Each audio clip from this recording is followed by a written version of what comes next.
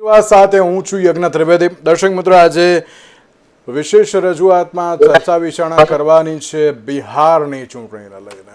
બિહારની જે ચૂંટણી બે ફેઝમાં જેનું આયોજન થયું હતું, 6 તારીખ અને 11 તારીખે વોટિંગ પણ જે પહેલાં 65% થયું, પછી 69% થયું, ટોટલ 67% જ્યારે વોટિંગ થતું હોય, 67% મતદાન થતું હોય, અત્યાર સુધીનું સૌથી વધારે, હું હજુ પણ કહું છું, અત્યાર સુધીનું સૌથી વધારે જ્યારે વોટિંગ થતું હોય ત્યારે મહત્ત્વની વાત કહેવામાં આવે કે રિઝલ્ટ પણ ચેન્જ થાય તે વાત સમજવા જેવી હતી।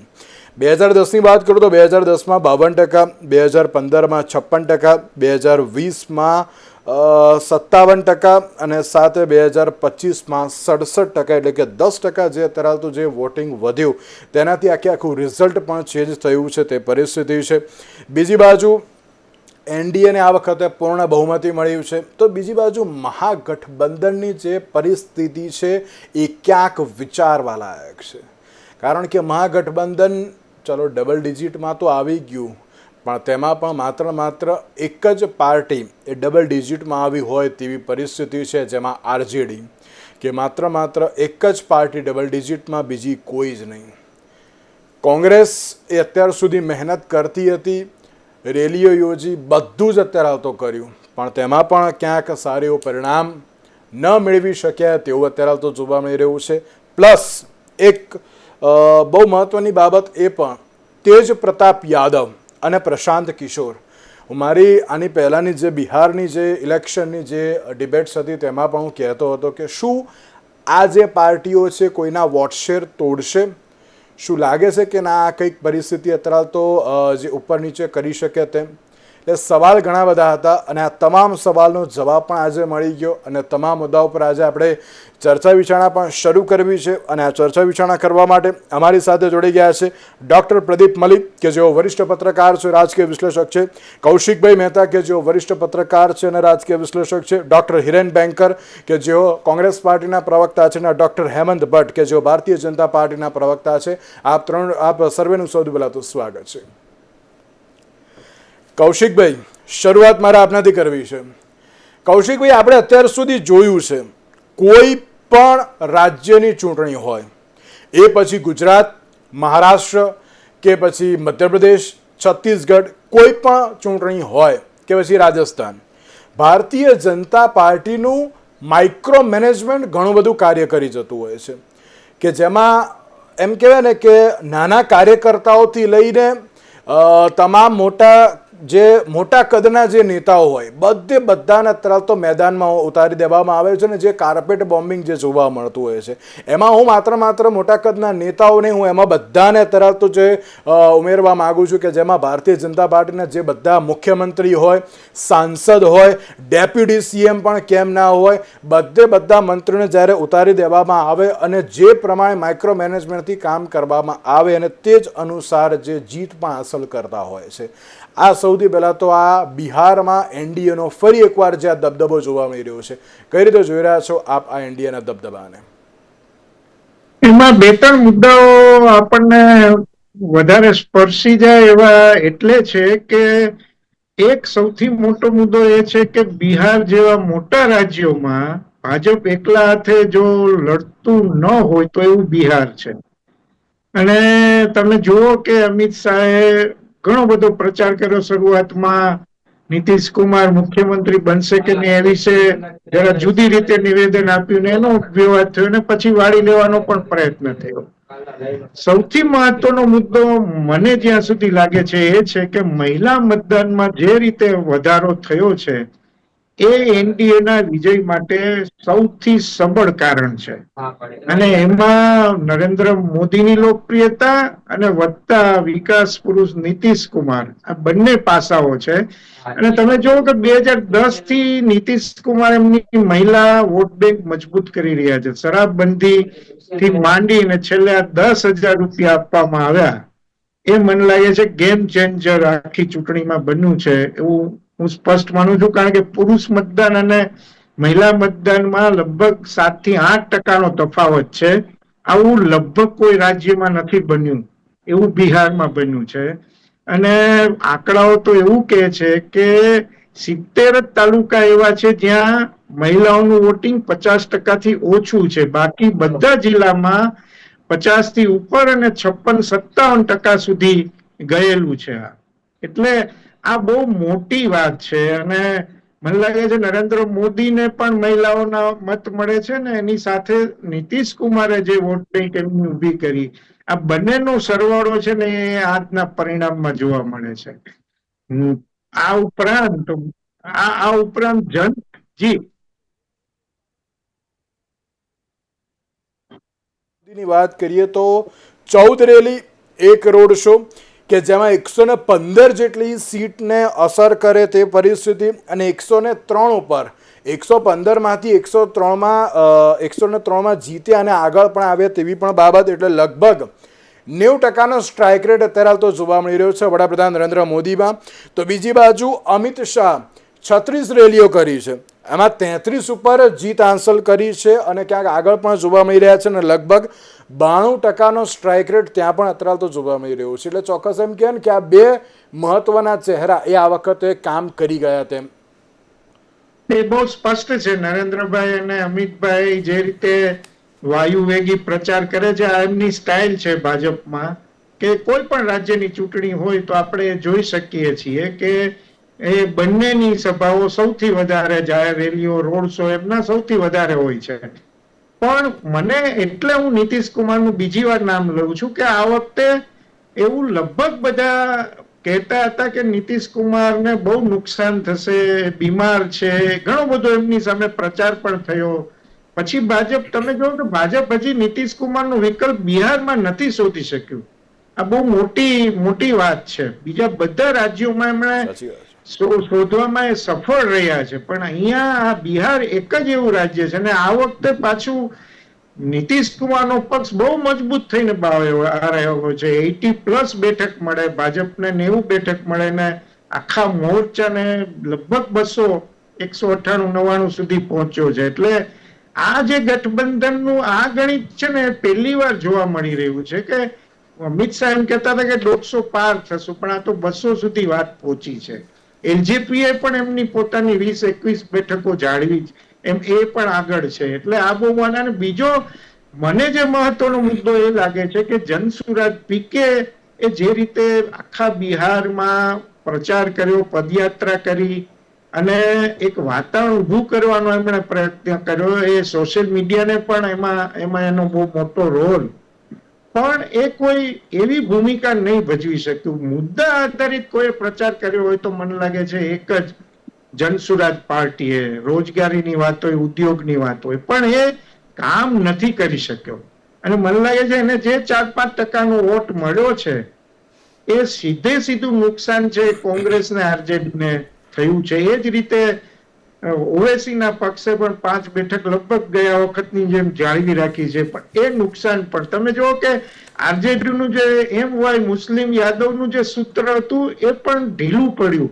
એનું કારણ એ કે તેજસ્વી યાદવે A to Z ની વાત કરી, બધી જ્ઞાતિઓને સાથે લેવાની વાત કરી, પણ યાદવોને ટિકિટ વધારે આપી એટલે મુસ્લિમોના મત પણ ગયા અને જે અતિ પછાત છે અને મહિલા, આ બંનેના મતમાં પણ બહુ મોટા ગાબડાઓ પડ્યા છે. એટલે તેજસ્વી યાદવ અને આરજેડી આટલું નીચે આવે કોઈ ધાર્યું નતું. એટલે એ રીતે પણ આ પરિણામ બહુ ઐતિહાસિક છે. જેમ તમે મતદાનનો ઉલ્લેખ કર્યો ને, ઐતિહાસિક છે.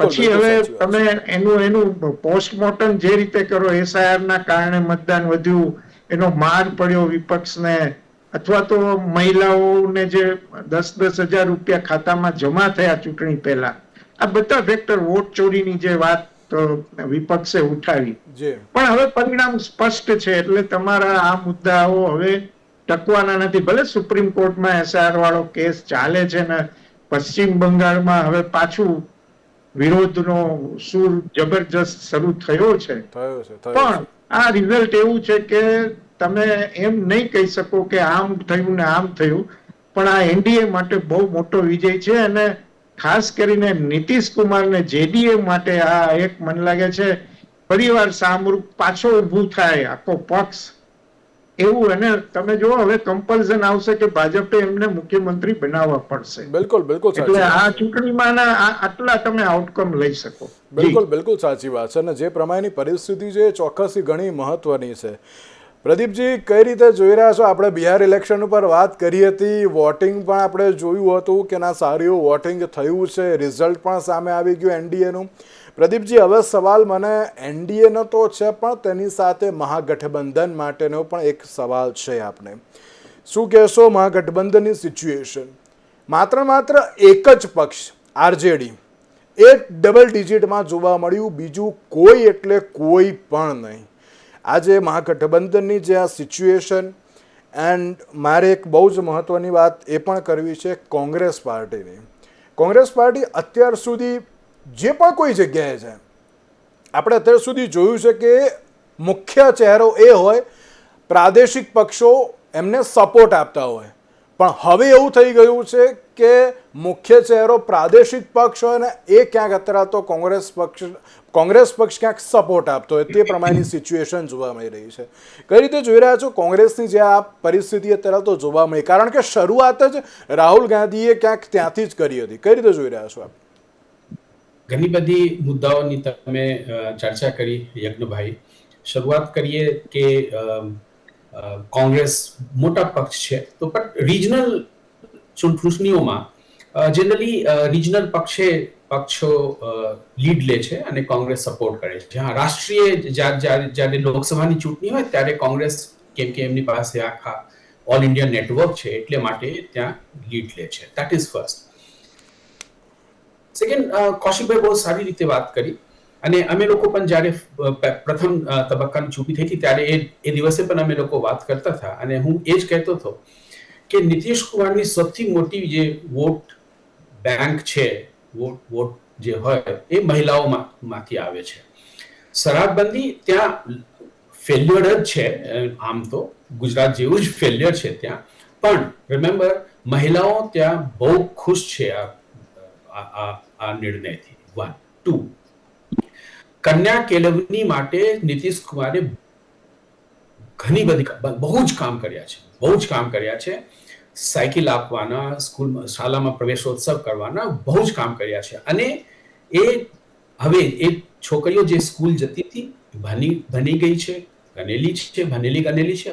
હવે એ વોટિંગના એજમાં આવી ગયા છે and they are voting for JDU. So મહિલાઓ જે થોડી મોટી છે, વિવાહિત મહિલાઓ છે, જે પરિવાર ચલાવે છે, એ ખુશ છે. કેમ કે શરાબબંધીના લીધે જે છોકરીઓ સ્કૂલમાં ગઈ અને આજે 18 વર્ષની થઈ ગઈ છે, ચૂંટણીના એમની પાસે ફ્રેન્ચાઇઝ આવી ગયા છે, એ લોકો એમને વોટ આપી રહ્યા છે. 2 3, ચેલેન્જીસ છે, બેરોજગારીના ચેલેન્જીસ છે. લોકો કહેવામાં આવે છે, જોકુલલી કહે છે કે બિહારથી જે ટ્રેન નીકળે એ ભરીને નીકળે અને બિહારમાં જે ટ્રેન જાય ખાલી હોય છે. પલાયન કહેવાય કે માઇગ્રેશન કહેવાય, ઇટ્સ અ બિગ ચેલેન્જ. અને મને લાગે છે કે છેલ્લા દાયકાઓમાં 2 દાયકાથી મોર ઓર લેસ નીતિશ કુમાર અનઇન્ટરપ્ટેડ ત્યાંના ચીફ મિનિસ્ટર રહ્યા છે. વચ્ચે થોડી ગેપ આવી છે, પણ એ સમયે પણ હી વોઝ ઇન ચાર્જ, કેમ કે જીતન રામ માઝી ચીફ મિનિસ્ટર હતા અને જેડીયુના જ એ સાથે જ હતા ત્યારે. તો જે ઇકોનોમિક ડેવલપમેન્ટ હોય ને, વિકાસ, જે આર્થિક વિકાસ એક તબક્કાઓમાં હોય છે.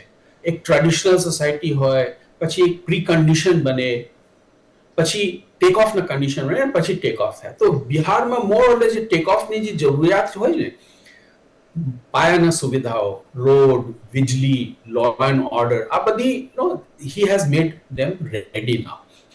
તો મને લાગે છે કે now Bihar is on that take ઓફના સ્ટેજમાં હવે છે. Almost it's on the way of take off. તો આ બધી જે વર્ષોના જે કામ છે એ દેખાવમાં આવી રહ્યા છે. અને જેમ કૌશિકભાઈ કીધા કે બીજેપીના જે ચૂંટણી રથ હોય ને, જગરનોટ ઇંગ્લિશમાં કહેવાય, એ લોર્ડ જગન્નાથની રથની જેમ આગળ વધે. અને લોક સ્ટોક બેરલ, આખા સાજો સામાન, આખા સૈનિક, આખા શસ્ત્રો, આખા એમ્યુનિશન, તમામ એ લોકો જો કે છે. This is very very typical BJP. અને એ અમે લોકો જોયા અને એના રિઝલ્ટ જોઈ રહ્યા છે. 90% સ્ટ્રાઇક રેટ. રિમેમ્બર, ગયા ચૂંટણીમાં પણ જો થોડીક નુકસાન થયું હતું જેડીયુ ના, that was નુકસાન because of રામવિલાસ પાસવાનના ચિરાગ પાસવાનના એલજેપી ના લીધે થયું. જો એલજેપી ને એ લોકો સાંકળી લીધા હોત જે રીતે આ વખતે કર્યા છે તો આ વખતની જે સિચ્યુએશન એવી થઈ જાય. બિલકુલ એ 2020 માં પણ આ જ સ્થિતિ રહ્યો હોત. સાચી વાત. પણ એ વખતે એનડીએ એ ભેગા they were divided. Okay. LJP Chirag પાસવાનની એક જ મુદ્દા, one point, single point, જી જી જી. he didn't want to be chief minister ત્યારે એમનો એક જ point કે હું જેડીયુ ને નહીં જીતવા દઉં. ઓકે બિલકુલ જી જી. અને એના લીધે ઘણા નુકસાન થયું અને એનું ફાયદા થયું સીપીઆઈ સીપીએમએલ જેમની પાસે ક્યારેય એટલી મોટી સીટ્સ Okay, નથી, જી. બધી સીટ્સ જી જી જી જી. That is the એક સવાલ હિરેનભાઈ હવે આપને છે. ક્યાંક છેલ્લા ઘણા વખતથી તેજસ્વી યાદવ હોય કે પછી રાહુલ ગાંધી હોય એમ કહેતા હતા કે ના બિહારમાં અમે જીતી જઈશું, હરિયાણાવાળી નહીં થવા દઈએ, એવી બધી બાબતો હતી. તો આ વખતે કોંગ્રેસની કેમ આ પ્રકારની પરિસ્થિતિ હિરેનભાઈ? સૌથી પહેલો સવાલ તો મારો એ છે, કારણ કે ડબલ ડિજિટમાં પણ નથી જોવા મળી આ વખતે તો કોંગ્રેસ. યજ્ઞભાઈ, આજનું જે રિઝલ્ટ છે એ ઘણા બધા અલગ અલગ ફેક્ટરમાં આશ્ચર્યજનક છે, આઘાતજનક છે અને ઘણા બધા સરપ્રાઇઝિંગ એલિમેન્ટ પણ આમાં જોવા મળ્યા છે. સ્પષ્ટપણે જોવા જઈએ તો જે પ્રકારે એસઆઈઆર પછી આખા ભારતમાં જે એસઆઈઆર સૌથી પહેલું છે, એસઆઈઆર પછીનો પહેલું સ્ટેટ છે જ્યાં આપણે ઇલેક્શન કરી રહ્યા છીએ અને એના પછીના જે રિઝલ્ટ આવ્યા છે એ કેમ એટલે એક સિંગલ સાઇડ ચાલી રહ્યું છે આખી વાત. કોંગ્રેસ પક્ષ સિંગલ ડિજિટમાં આવી ગઈ છે. ટીવી ચેનલોમાં તો એવું જ કહે છે કે ભાઈ કોંગ્રેસનો સફાયો થઈ ગયો, કોંગ્રેસ તો પૂરી થઈ ગઈ ને આરજેડી નો સફાયો થઈ ગયો અને કાલથી તાળા વાગી જશે ને આવા બધા નરેટિવ અત્યારે હાલમાં ચાલી રહ્યા છે. પણ આ ઇલેક્ટેડ પોલિટિક્સ છે. આમાં એક વાક્ય જે કહેવાય, જો જીતા વહી સિકંદર, જેની પાસે સીટો છે એ જ વાત છે. પણ આપણે ભૂતકાળમાં પણ એક વસ્તુ કહેતા હતા કે જેની પાસે માથા વધારે હોય એ લોકો રાજનીતિમાં, એ લોકો જ લોકશાહીના મુખ્ય એ કહેવાતા હોય જેની પાસે જન સમર્થન છે. ઇલેક્શન કમિશનની અત્યારે હાલમાં જે પ્રમાણે કાઉન્ટિંગ ચાલી રહ્યું છે, હજુ પણ કાઉન્ટિંગ ઘણી બધી જગ્યાએ ચાલુ છે. મોટું જોવા જઈએ તો હાલમાં ઘણા બધા અલગ અલગ થિયરી આપવામાં આવે છે કે ભાઈ 10,000 રૂપિયા આપ્યા એટલે મહિલાઓ એમને વોટ કર્યો, શરાબ બંધીને બીજી બધી વાત. આ એક નરેટિવ અત્યારે હાલમાં બહુ જ બધી જગ્યાએ ચાલે છે. પણ નરેટિવ પ્રમાણે પણ જોવા જઈએ તો 3 મુખ્ય પાર્ટીઓ અત્યારે હાલમાં ત્યાં જોવા મળે. બીજેપી ને 99 લાખ વોટ મળ્યા છે, જેડીયુ ને 95.69 લાખ મળ્યા છે, એલજેપી ને 24 લાખ વોટ મળ્યા છે, આરજેડી ને 1,13,00,000 વોટ મળ્યા છે, કોંગ્રેસ ને 43 લાખ વોટ મળ્યા છે અને સીપીએમ ને 14 લાખ વોટ. એટલે બંને ગઠબંધનને જો પ્રમાણે જોવા જઈએ, કોંગ્રેસ મહાગઠબંધન એ 2 કરોડની આસપાસ અને બીજેપી એ 2.1 કરોડની આસપાસ. એવું માની લઈએ કે 10,000 રૂપિયા આપવાના કારણે મહિલાઓ બધી કે મોટા ભાગની મહિલાઓ તે વોટ આપ્યો, તેવું કહી શકાય કે 2 કરોડ જેટલા વોટમાં કોંગ્રેસના અને મહાગઠબંધનના વોટમાં મહિલાઓ કોઈ છે જ નહીં. એટલે એ નરેટિવ આમાં ક્યાંય સાચું ઠેરતું નથી. જો 2 કરોડ વોટ બીજેપીને મળ્યા હોય અને 2 કરોડ જેટલા વોટ કોંગ્રેસ પાર્ટીને મળ્યા, જેમાં 10-20 લાખનો ડિફરન્સ છે, તો બિહારમાં જે પ્રમાણે વોટિંગ થયું છે એમાં 60% જેટલા વોટ માની લે મહિલાઓએ કર્યા છે, તો 30% વોટ બંનેને મળવા જોઈએ. એટલે મહિલાઓએ બંને પક્ષોને વોટ કર્યા છે એ આંકડાઓ પ્રમાણે કહી શકાય આપણે. બીજી સૌથી મોટી વાત કે આખી ઇલેક્શનમાં જે આખું એનું જે રોલ હતું એ 6.25 કરોડની આસપાસ હતું, જેમાંથી 68 લાખ વોટ ડિલીટ થઈ ગયા. ડિલીટ મારા થયા કે હેમંતભાઈના થયા કે બીજા કોઈ પાર્ટીના થયા ખબર નથી, પણ એ થયા પછી પણ આજે પણ કોંગ્રેસ પાર્ટીના વોટ વધ્યા છે, તેજસ્વીના આરજેડીના પણ વોટ વધ્યા છે અને વોટમાં પહેલા નંબર પર છે. આજે 243 ટોટલ જે સીટો કહેવાય એમાંથી 1,12,00,000 વોટર સાથે અત્યારે આરજેડી એ બિહારનો સૌથી મોટો પક્ષ છે. સીટોમાં ભલે આપણે માની લઈએ કે બિહારની જે વિધાનસભામાં જે બેસશે જે લોકો એ બીજેપીના બેસશે, પણ એની બહાર આપણે નીકળી જઈએ અને એમ કહીએ, બૂમ પડીએ કે બિહારના મતદારો ભેગા થઈ જાઓ, તો આરજેડીના મતદારો 1 કરોડ ભેગા થયા ત્યાં. એટલે કહેવાનો મતલબ એવો છે કે લોકશાહીની ઢબ આપણે જે કહીએ, જેમાં પીપલ્સ વોઇસ કહેવાય, એ પીપલ્સ વોઇસ આજે વિપક્ષની જોડે છે પણ સીટો જે છે એ આજે બીજેપી પાસે છે. બિલકુલ, એટલે એવું okay. કહેવાય કે યજ્ઞભાઈ બહુ સરસ પેપર લખે, ઓકે, માર્ક્સ બહુ સારો લાવે, પણ પહેલો નંબર તો હિરેનનો જ આવે. આખી જે ઘટનાક્રમ છે Okay. એ સમજણ પડતી નથી. અરે હિરેનભાઈ એમ નહીં તમે પહેલા ઈવીએમ ઉપર સવાલ કર્યો, ચલો પછી એમાંય બધું પ્રોપર કરવાનું જે એક ચૂંટણી પંચે જે શરૂઆત કરી, એસઆઈઆર કર્યું, તો હવે એની ઉપર પણ આક્ષેપ કરવાનો એવું છે?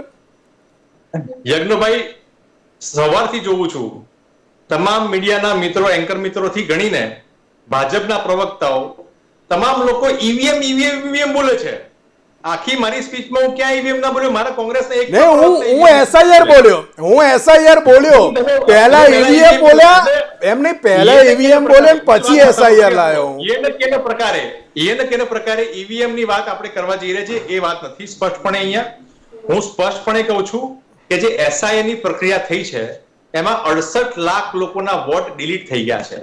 એ તમારા છે, મારા છે, બીજેપીના છે, કોંગ્રેસના છે, એ અમને ખબર નથી. ચલો, પણ પછી પણ જે રિઝલ્ટ આવ્યું છે એમાં જનતા જનાર્દનના વોટ કહું છું, જનતા જનાર્દનના વોટ એ કોંગ્રેસને આરજેડી તરફી વધારે છે, સીટો નથી, એવું સ્વીકારું છું. ઓકે, વોટશેર વધારે છે. હેમંતભાઈ, એનડીએ આ વખતે જે પ્રમાણે પૂર્ણ બહુમતી સાથે આગળ તો આવી ગયું છે, 160ના પારનો ક્યાંક સૂત્ર હતું, પણ હવે તો અત્યારે તો 200+ જે જોવા મળી રહ્યું છે. કઈ રીતે જોઈ રહ્યા છો આપ તેને? યજ્ઞભાઈ, પહેલા તો આપની ચેનલના માધ્યમથી ગુજરાતમાં બિહારના જેટલા ભાઈઓ બહેનો ગુજરાતના કોઈ પણ નાના શહેરમાં કે ક્યાંય કોઈ ટાઉન લેવલે કે ગ્રામ્ય વિસ્તારમાં કામ કરે છે, એ સૌનો આપણી ગુજરાતની જનતા વતી અને ભારતીય જનતા પાર્ટીના એક કાર્યકર તરીકે હૃદયપૂર્વક આભાર કે એમણે પોતાને ત્યાં બિહારમાં પોતાના પરિવારજનોને, પોતાના સ્નેહીઓને, સંબંધીઓને ભારતીય જનતા પાર્ટીની વિકાસની જે રાજનીતિ છે એને ત્યાં ટ્રાન્સપાયર કરી છે. અને જેના પરિપાક રૂપે બિહારના ભારતીય જનતા પાર્ટીના કાર્યકરોનો અથાગ પરિશ્રમ, એનડીએના સાથી પક્ષોનો અથાગ પરિશ્રમ અને સુશાસન બાબુ તરીકે ખ્યાતિ પામેલા નીતિશ કુમારજીના છેલ્લા 20 વર્ષની વિકાસની રાજનીતિ, એના લીધે થઈને બિહારમાં આટલું સુંદર પરિણામ મળ્યું છે. મારું પોતાનું આખું વિશ્લેષણ રજૂ કરવું એ પહેલા હિરેનભાઈની બાબત જ્યારે એ કહેતા હતા ત્યારે મને હસવું એટલા માટે આવ્યું કે ગણિતની બાબતમાં હિરેનભાઈ 100% કાચા છે. કારણ કે આરજેડી 143 બેઠક ઉપર બિહારમાં ઇલેક્શન લડ્યું, જે બિહારમાં સૌથી વધારે બેઠકો પર લડનાર પક્ષ હતો. ભારતીય જનતા પાર્ટી બિહારમાં કેટલી બેઠકો પર ઇલેક્શન લડ્યું? 101. જનતા દળ યુનાઇટેડ કેટલી બેઠકો પર લડ્યું? 101. અને એમાં 99 લાખ વોટ લાવ્યા. અને આરજેડી 143 બેઠક પર લડ્યા પછી 1,13,00,000 વોટ લાવે છે. હિરેનભાઈ, પર્સન્ટેજ વાઇઝ જુઓ ને તો આરજેડીના વોટિંગ પર્સન્ટેજ ઓછા છે. આ ઇલેક્શનની આ ડિબેટ પતે પછી ઘેર ગણિત માંડજો તો તમને ખબર પડશે કે આપણે હજી આત્મશ્લાઘામાં રાખીએ છીએ, હજી આપણે એવું માનીએ છીએ કે બિહારની જનતાનો અમને સપોર્ટ છે. કોંગ્રેસ 60-61 બેઠકો ઉપર ઇલેક્શન લડે અને 3 બેઠકો આવે, તમારે તો ખરેખર આત્મમંથન કરવા જેવું છે કે તમને 1% પણ રિપ્રેઝન્ટેશન બિહારની જનતા નથી આપતી. રાહુલ ગાંધી બિહારમાં વોટ ચોરીની યાત્રા કાઢી, એની શું અસર? જે વોટ ચોરીની યાત્રા કાઢ્યા પછી તમારા સાથી પક્ષને બીજી એક યાત્રા કાઢવી પડે, તેજસ્વી યાદવને, અને પોતાની વાત આખી અનએમ્પ્લોયમેન્ટ પર લઈ જવી પડે, બિહારની વિકાસની રાજનીતિ પર લઈ જવી પડે, એક પણ સભામાં એ વોટ ચોરીનો ઉલ્લેખ ના કરે, તમારા માટે શરમથી ડૂબી મરવા જેવું છે. જે પ્રમાણેની નકારાત્મક રાજનીતિ રાહુલ ગાંધીએ કોંગ્રેસને માટે આ 2024ના લોકસભાના ઇલેક્શન પછી કરી છે. નરેન્દ્રભાઈ એમના પ્રવચનમાં સાચું કહ્યું, 6 વિધાનસભાના ઇલેક્શન થયા. આ વખતે ભારતીય જનતા પાર્ટીને બિહારમાં 91 બેઠકો મળે છે ને એટલી 6 વિધાનસભાની બેઠકો, વિધાનસભાના રાજ્યોની ચૂંટણીઓમાં કોંગ્રેસને ટોટલ બેઠકો એટલી નથી મળી. શું કારણ છે? એનું આત્મમંથન કરવાની જરૂર છે. આવીને આવી આત્મશ્રદ્ધામાં રાખશો તો પછી આવા જ પરિણામો આવવાના છે. બીજી વાત, બિહારની ચૂંટણીમાં નીતિશ કુમારનું જીતવું એમાં મહિલાઓનો, માતાઓ, બહેનો, દીકરીઓનો સિંહ ફાળો છે. એની પાછળનું કારણ જે મારા સાથી મિત્રો, જે વિશ્લેષક મિત્રો છે, એમણે ગણાવ્યા, કૌશિકભાઈએ અને મદિકજીએ, જે એજ્યુકેશનની વાત છે, યજ્ઞભાઈ મારે કહેવું જોઈએ, બિહારનો આપણે છે ને એક ઇમ્પ્રેશન એવી છે કે બિહાર એટલે એક બેકવર્ડ રાજ્ય છે, બિહાર એક પછાત રાજ્ય છે. એજ્યુકેશનની દ્રષ્ટિએ બિહારનો સાક્ષરતાનો દર it is around 78%, comparable to Gujarat. એટલે પોલિટિકલી અવેર તો છે કે સાક્ષરતા પણ એટલી છે. અને મારી પાસે આ એજ્યુકેશન ડિપાર્ટમેન્ટના સેન્ટરના આંકડા છે. બિહારમાં નીતિશ બાબુ આવ્યા પછી 15 થી 24 વર્ષની વચ્ચેની માતાઓ બહેનો જેમનો પહેલા સ્કૂલ રિટેન્શન રેટ, એટલે 15 થી 24 વર્ષમાં શાળાએ જાય તો કેટલા વર્ષ શાળામાં ભણે, તો ઇટ વોઝ 3.9 years. 2004ની વાત કરું છું. ઓકે, આખા 15 થી 24 વર્ષના ગાળામાં લગભગ 4 વર્ષ એ શાળા જીવનમાં કાઢે. જી, કારણ શું કે પછી તો કોક ને કોક શૌચાલય પ્રાથમિક સુવિધા ના હોય, શાળાએ જવા માટેની સુવિધા ના હોય. નીતિશ કુમારે સાયકલ, નરેન્દ્રભાઈએ શાળાઓમાં શૌચાલય આપ્યા. તમે જુઓ ડબલ એન્જિનની સરકાર ક્યાં બેનિફિટ કરે. 2023-24 નો આંકડો એવું કહે છે કે આ જે યુવતીઓ આપણી બહેનો દીકરીઓ છે એમનો સ્કૂલનો અટેનમેન્ટ રિટેન્શન રેટ 8.8 years છે. 4 વર્ષથી વધીને 9 વર્ષનો ગાળો ઓકે, શાળા જીવનમાં.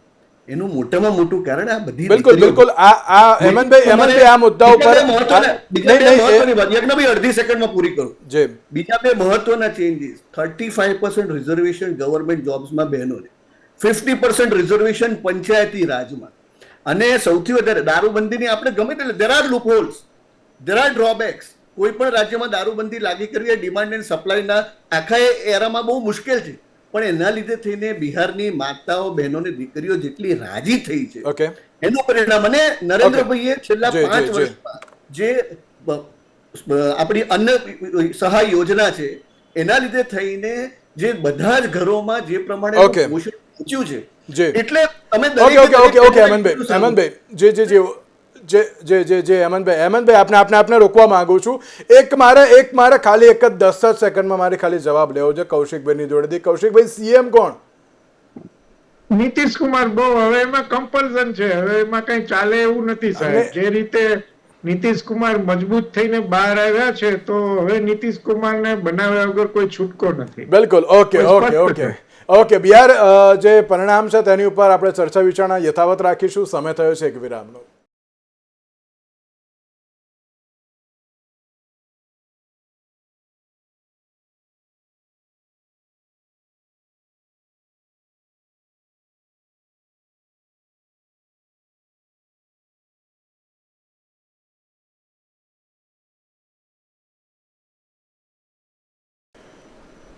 નમસ્કાર દર્શક મિત્રો, બિહાર ચૂંટણીના પરિણામોને લઈને આપણે ચર્ચા વિચારણા કરી રહ્યા છીએ. ત્યારે આ ચર્ચા વિચારણા કરવા માટે અમારી સાથે જોડાયેલા છે ડૉક્ટર પ્રદીપ મલિક કે જેઓ વરિષ્ઠ પત્રકાર છે, ડૉક્ટર હિરેન બેંકર કે જેઓ કોંગ્રેસ પાર્ટીના પ્રવક્તા છે, અને ડૉક્ટર હેમંત ભટ્ટ કે જેઓ ભારતીય જનતા પાર્ટીના પ્રવક્તા છે. આપ ત્રણનું ફરી એકવાર સ્વાગત છે. પ્રદીપજી, મારે શરૂઆત આપનાથી કરવી છે ને, જે પ્રમાણે મેં એક સવાલ કર્યો હતો કોંગ્રેસની જે સિચ્યુએશનને લઈને, જે હરિયાણામાં પણ જે જોવા મળી, પ્લસ મહારાષ્ટ્રમાં પણ જે જોવા મળી, અને હવે બિહારમાં પણ ક્યાંક ડબલ ડિજિટ સુધી પણ અત્યારે તો ન જોવા મળ્યું. આપ તેને કઈ રીતે જોઈ રહ્યા છો? યજ્ઞભાઈ, કોંગ્રેસની સ્થિતિ બિહારમાં પહેલે પણ સારી નહોતી.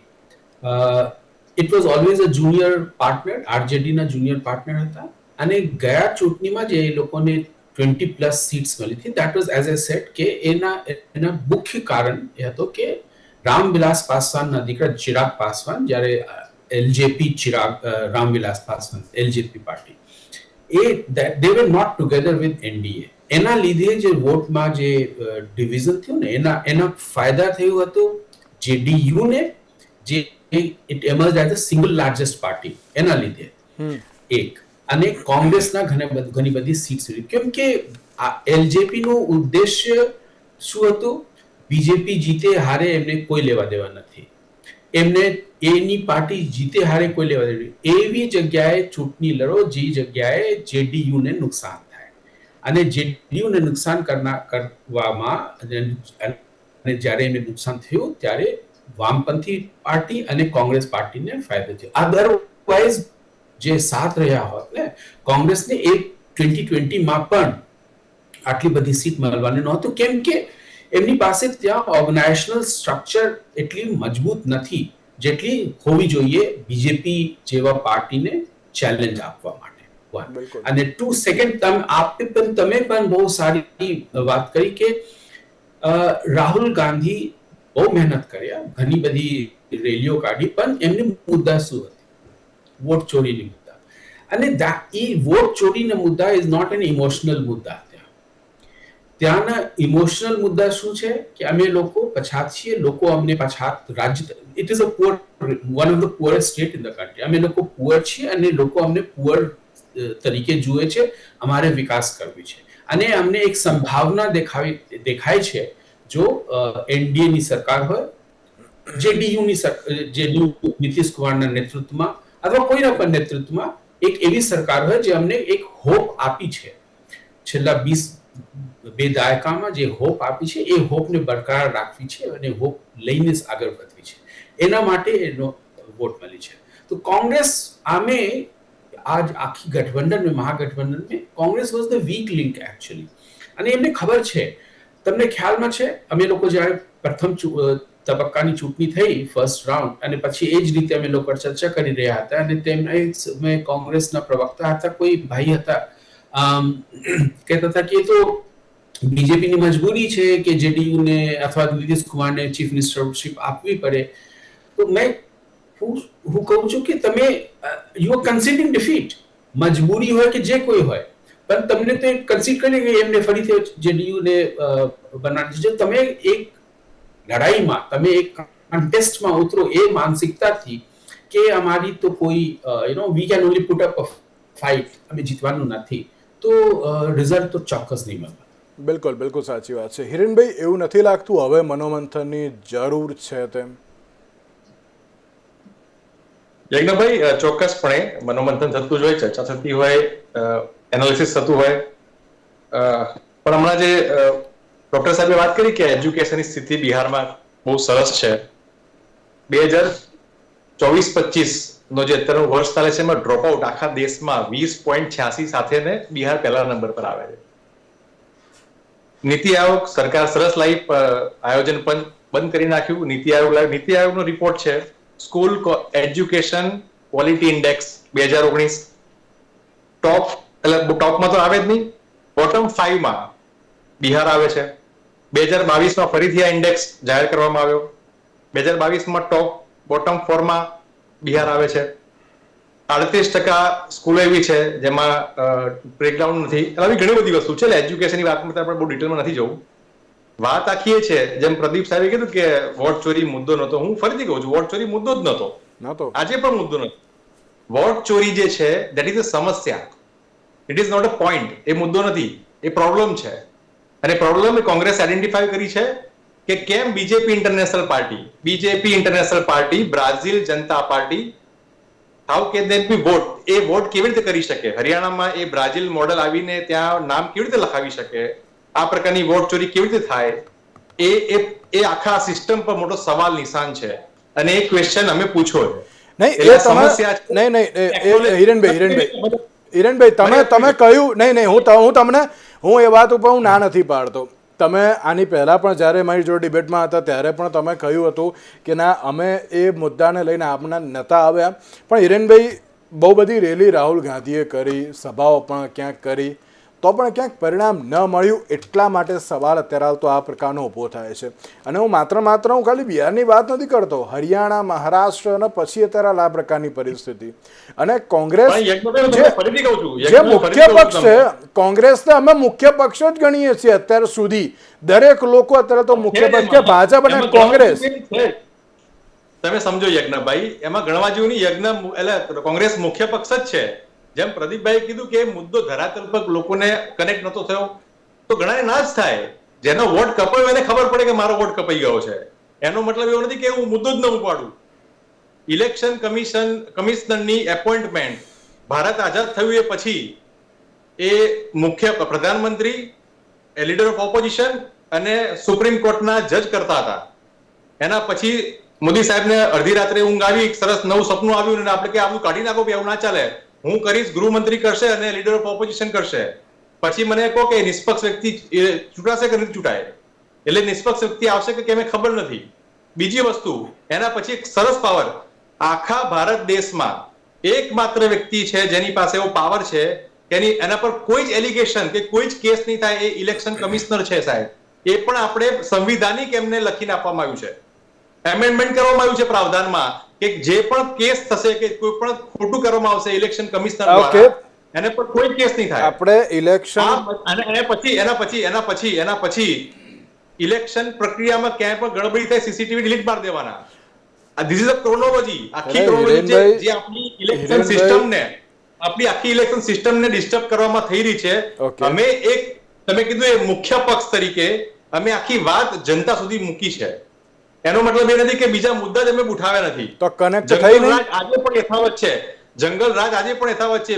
ભારતીય જનતા પાર્ટીની પહેલી યાદી રિલીઝ થઈ, એમાં 65% 48 માંથી 38 લોકો એ ક્રિમિનલ છે. આજે પણ બીજેપી ઓફિશિયલ પેનલ પર જુઓ, 138 એફિડેવિટ અપલોડ થયા છે ક્રિમિનલ ચાર્જીસ વાળા. એમના ઓફિશિયલ યાદી પર ચેક કરી લો.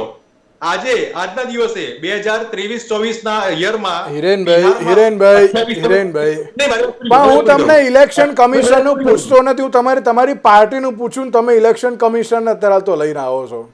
એટલે અગેન હું તમને કહું છું કે એવી કન્ડિશનમાં એવું ઇલેક્શન તમારી સામે થાય કે જેમાં એક પક્ષ સીધો લેન્ડસ્લાઇડ વિક્ટરી લેતો હોય અને બીજા પક્ષને વોટ મળતા હોય પણ સીટ ના મળતી હોય, અને આ બધું જયારે એનાલિસિસ થશે એ 6 મહિના નીકળી જશે, અને પછી હરિયાણા જેવું બહાર આવે કે 22,000 વોટથી કોંગ્રેસ પક્ષ સત્તા ગુમાવી દીધી, પણ 2 લાખ વોટ નકલી જોવા મળ્યા હતા. પછી તમે ગમે તેવું સુપ્રીમ કોર્ટના દરવાજા ખખડાવો કે ગમે તેવું તમે કરો, કશું જ થાય નહીં. એટલે અગેન આપણી ડેમોક્રેસીમાં સંવિધાન, સ્ટેટ, ગવર્નમેન્ટ, સિટીઝન અને જ્યુડિશરી, આ 5 એલિમેન્ટ્સ છે. એ સ્ટેટને ચલાવવા, સ્ટેટ એટલે મશીનરી, ઇલેક્શન કમિશન, સીડી ચલાવવા માટે ગવર્નમેન્ટ ચૂંટીએ છીએ આપણે, પણ એ ગવર્નમેન્ટ ચૂંટવાની પ્રોસેસમાં જો આ પ્રકારની ધાંધલી થતી હોય તો અમે એક મુખ્ય પક્ષ તરીકે અવાજ ઉઠાવીશું, ભલે અમારી સીટ આવે કે ના આવે. સત્તા પહેલા પણ નહોતા લડ્યા અમે, જ્યારે અંગ્રેજો સામે લડ્યા એ વખતે અમને ખબર નહીં સત્તા મળશે કે નહીં મળે, પણ એ લડ્યા અમે. અને અત્યારે સંવિધાન બચાવવા માટે અમે લડી રહ્યા છીએ. ઓકે હિરેનભાઈ, તમને મેં તમારી પાર્ટીનું પૂછ્યું, તમારા સંવિધાન બચાવવા ઉપર તમે આગળ ગયા. ચલો, ઇટ્સ ઓકે. મારે હજુ બીજા પણ 2 સવાલ પૂછવાના છે. એટલે હેમંતભાઈ, એક સવાલ આ વખતે જે હિરેનભાઈએ તો કર્યો જ, પણ તેની સાથે અખિલેશ યાદવ દ્વારા આજે એક ટ્વીટ કરવામાં આવ્યું અને તેમણે પણ આ જ સવાલ કર્યો કે ભારતીય જનતા પાર્ટીએ દળ નથી, છળ છે. ભારતીય જનતા પાર્ટીએ જે SIR પ્રક્રિયા જે લાવ્યા કે જેનાથી આ પ્રકારની પરિસ્થિતિ થઈ છે. એટલે પહેલાં EVM હતું ને હવે SIR ઉપર અત્યારે તો જે પ્રમાણે ક્યાંક સવાલ થયો છે, આક્ષેપ અત્યારે ફરી એકવાર હેમંતભાઈ સત્તા પક્ષ ઉપર થયો છે, કઈ રીતે જોઈ રહ્યા છો તેના પર? પહેલી બાબત તો બિહારનું આ જે ઇલેક્શન હમણાં જે મતદાન પત્યું એમાં હાર્ટનિંગ, લોકશાહીની દ્રષ્ટિએ સૌથી સારામાં સારી બાબત એ થઈ, એક પણ પોલિંગ સ્ટેશન ઉપર રીપોલિંગ માંગવામાં નથી આવ્યું. હવે દરેક બૂથમાં બૂથ લેવલ એજન્ટ કોંગ્રેસના પણ હોય છે, ભારતીય જનતા પાર્ટીના પણ હોય છે, RJDના પણ હોય છે. તે છતાં ઇલેક્શનની આખી એ પ્રોસેસ એવી ટ્રાન્સપરન્ટ રહી કે જ્યાં 2000ની સાલમાં અને લાલુના રાજમાં 1995માં 1500 બૂથ ઉપર રીઇલેક્શન અને રીકાઉન્ટિંગ માટેની પ્રોસિજરો મંગાતી હતી, ત્યાં આ વખતે એક પણ પોલિંગ સ્ટેશન ઉપર રીપોલિંગ ભારતીય જનતા પાર્ટીના બૂથ લેવલ એજન્ટે નહીં, કોંગ્રેસના કે RJDના BLA પણ નથી માંગ્યું. પહેલી બાબત. બીજું, હિરેનભાઈ જ્યારે ચીફ ઇલેક્શન ઓફિસરની વાત કરતા હતા ને ત્યારે મને એવું થાય કે કોંગ્રેસના મિત્રોને કદાચ આ બધું ભણાવવામાં જ નથી આવતું ભૂતકાળમાં. પહેલા ચીફ ઇલેક્શન કમિશનરની નિમણૂક કોંગ્રેસના શાસનમાં માત્ર ને માત્ર પ્રાઇમ મિનિસ્ટર કરતા હતા. He was recommending to the president and president was approving. વાંચી લેજો શાંતિથી, ઘણો બધો પહેલી બાબત. અરે તમને ખબર નથી. અને ઇન્દિરાજી, રાજીવજીના વખતમાં MS Gill chief election commissioner થયા, એ રિટાયર થયા પછી તમારે ત્યાં રાજ્યસભાના મેમ્બર તમે નિમ્યા, તમે નવીન કુમાર ચીફ ઇલેક્શન કમિશનર હતા. સાંભળો, હવે મને સાંભળો, don't disturb me in between. Have a patience to listen these solid arguments. MS ગિલને તમે તમારે ત્યાં કોંગ્રેસના મિનિસ્ટ્રીમાં મૂકો. ઇમેજિન અ થિંગ, નરેન્દ્રભાઈ કાલ ઉઠીને કોઈ ચીફ ઇલેક્શન કમિશનર રિટાયર થાય અને એને મિનિસ્ટર બનાવે તો આ લોકોને તો આખું ગામમાં ઉબાળો મચાવે. બીજી વસ્તુ, સોનિયા ગાંધી વખતે યુપીએના શાસનમાં નવીન કુમાર ચીફ ઇલેક્શન કમિશનર બહાર જઈને વોશરૂમમાં જઈને પૂછે સોનિયાજીને કે અમે આ ડેટ નક્કી કરવાના છીએ, બરાબર છે ચૂંટણી માટેની. This was the methodology. તમે તો you have made a farce of a democracy. અને તમે અહીંયા ઇલેક્શનની વાત કરો, તમારા સમયમાં અમે તો નાનપણમાં જોયેલા છે, તમે બિહારમાં ને આ બધે ફાયરિંગો કરીને બોમ્બ ધડકા કરીને બેલેટ ઉઠાઈ જતા હતા. થપ્પાઓ મારી મારીને ઇલેક્શન જીત્યા છું. કોઈ દિવસ 40 થી 45% વોટ કોંગ્રેસને વધારે નથી આવ્યા. અને you are talking about democracy. કોંગ્રેસને તો લોકશાહી વિશે વાત કરવાનો લેશ માત્ર અધિકાર નથી. અને જે એજ્યુકેશનની વાત કરે છે, એજ્યુકેશનમાં તમે 2000ની સાલ સુધી 51% was the literacy rate in Bihar. What you have done for the 53 years. અને અત્યારે 78% જો લિટરસી રેટ બિહારમાં થયો, that is only because of BJP, only because of NDA. અને મારા સાથી મિત્રો હમણાં આપણી વચ્ચેથી વિદાય લીધી, કૌશિકભાઈને કહી ગયા કે નીતિશ કુમારને જ બનાવવા પડે. Let me remind the viewers, 2020માં વિધાનસભાના ઇલેક્શનમાં ભારતીય જનતા પાર્ટીને 75 બેઠકો હતી, જનતા દળ યુને 43 બેઠકો હતી. In spite of that we have gracefully accepted Nitish Kumar ji as a chief minister. કારણ કે કોએલિશનનો ધર્મ શું છે એ ભારતીય જનતા પાર્ટી ખૂબ સારી રીતે જાણે છે. ક્યારેય તેણે તેના સાથી મિત્રો સાથે દગો કર્યો નથી. સાથી મિત્રોએ દગો કર્યો છે ને એમની શું હાલત થઈ છે મહારાષ્ટ્રમાં આપણે જોઈ લીધું. ઉદ્ધવ ઠાકરે જે પ્રમાણે કર્યું, આજે એમની શું દશા છે. પણ એ શિવસેનામાંથી એકનાથ શિંદે જો અલગ થઈને ભારતીય જનતા પાર્ટી સાથે સાથી મિત્ર તરીકે આવે તો એમને મુખ્યમંત્રી બનાવવા સુધીની ઉદારતા ભારતીય જનતા પાર્ટીએ દાખવી છે. દેવેન્દ્ર ફડણવીસે નક્કી કર્યું કે ભલે I was a chief minister before, but I will be deputy CM in Maharashtra. એટલે કોંગ્રેસને સુફિયાની વાતો કરવાનો કોઈ અધિકાર નથી. એમણે તો જે રાજનીતિના સૌથી ગંદા, ગલીચ અને નિમ્ન કક્ષાના કામ કર્યા છે એને માટે તો ભારતની જનતા એમને ક્યારેય માફ નહીં કરે. ઓકે અમનભાઈ, કર્યા છે આખા ભારતમાં રેડ કોરિડોર પશુપતિ સુધી હતો નક્સલવાદ, only because of Congress. Okay અમનભાઈ એક હિરેનભાઈ એક જ એક મિનિટ. યજ્ઞભાઈ, સ્પષ્ટપણે જૂઠું બોલવું, જોરથી બોલવું અને ઇતિહાસને તોડી મરોડીને બોલવું કોન્સ્ટિટ્યુશનલ પ્રોવિઝન છે. ઇલેક્શન કમિશન એ વાત આખી હમણાં લાઈન નથી. 1950 જાન્યુઆરીમાં જ્યારે એડોપ્ટ થયું ત્યારે કોન્સ્ટિટ્યુશનલ પ્રોવિઝનમાં ક્લિયર કટ લખવામાં આવ્યું હતું કે 3 વ્યક્તિ કયા લોકોને સિલેક્ટ કરશે. એટલે આ પ્રકારની વાતો ન હોય. આપણે બંધારણને ભલે આપણે દરિયામાં ફેંકી દઈશું અને આપણે બંધારણ નથી માનતા અને બધું વસ્તુ બરાબર છે, પણ કોન્સ્ટિટ્યુશનલ જજમેન્ટ 10 વર્ષ પહેલા આવ્યું. 324 આપણે પ્રોવિઝન વાંચી લેવાના, એમાં સ્પષ્ટ લખ્યું છે. અરે હિરેનભાઈ, આ પ્રોવિઝન હમણાં સુપ્રીમ કોર્ટના જજમેન્ટ પછી આવ્યું અને સુપ્રીમ કોર્ટના જજ આ ઇલેક્શન કમિશનને સિલેક્ટ કરશે. આ પ્રકારની ઓકે હિરેનભાઈ એક મિનિટ હિરેનભાઈ એક જ મિનિટ હેમંતભાઈ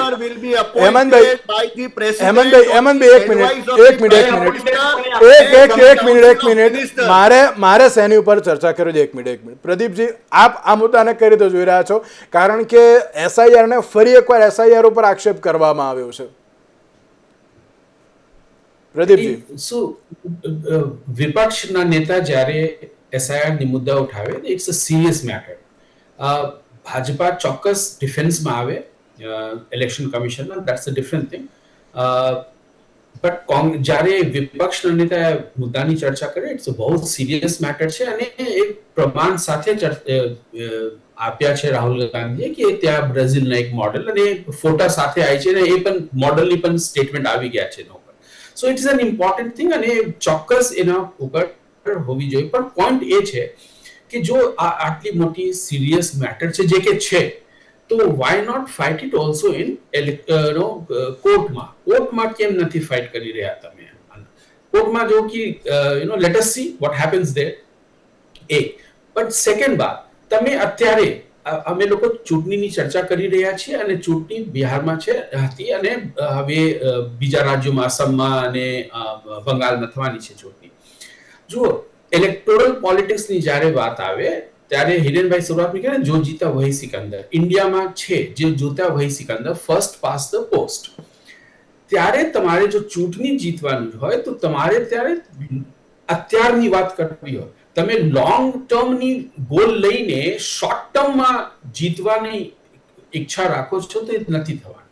સ્ટ્રેટેજિકલી ટેક્ટિકલી તમારે ચૂંટણી લડવી પડે, અને એ ચૂંટણી જ્યારે લડો છો તમે ત્યારે તમારે short term game, I am not in favour of this short term. જુઓ તમે 10,000 રૂપિયા આપીએ છીએ અને 20,000 રૂપિયા આપીએ છીએ, 2,000 પર મંથ આપીશું અને 5,000 રૂપિયા પર મંથ આપીશું, એ શોર્ટ ટર્મ છે અને ઇટ ઇઝ પેઇંગ ઓફ. પણ તમામ લોકોને ખ્યાલમાં છે કે લોંગ ટર્મમાં ડિઝાસ્ટર છે. Okay Every economist has said it is a disaster in Okay, Gujarat. okay, it Pradeep ji. will be disaster in Bihar. It will be disaster in Karnataka. જી. તમામ જગ્યાએ આ disaster છે. ઓકે યજ્ઞભાઈ, એ electoral politics છે. electoral politics માટે આ લોકો કરે છે અને જીતે છે. ઓકે ઓકે એક 30 સેકન્ડ હિરેનભાઈ, મારે હજુ એક બે સવાલ છે, પ્લીઝ 30 સેકન્ડ. ચૂંટણીમાં જીતવું 100% જરૂરી છે, પણ ચૂંટણીમાં જીતવું એ લોકશાહીના ભોગે તો કદાપી નહીં, આજે નહીં ને કદાપી નહીં. લોકશાહીના ભોગે તો જીતવું. બાકી તો અમે બંધારણ એવું સરસ બનાવતે કે આ લોકો આવી જ ના શકે. પણ એ મને આજે પણ યાદ છે, કોલર પકડી, આ કોલર કહેવાય ને, કોલર પકડી લીધું તો જવાહરલાલ નહેરુનો એક જણે, અને પૂછ્યું કે જવાહરલાલ તમે આ શું કર્યું છે?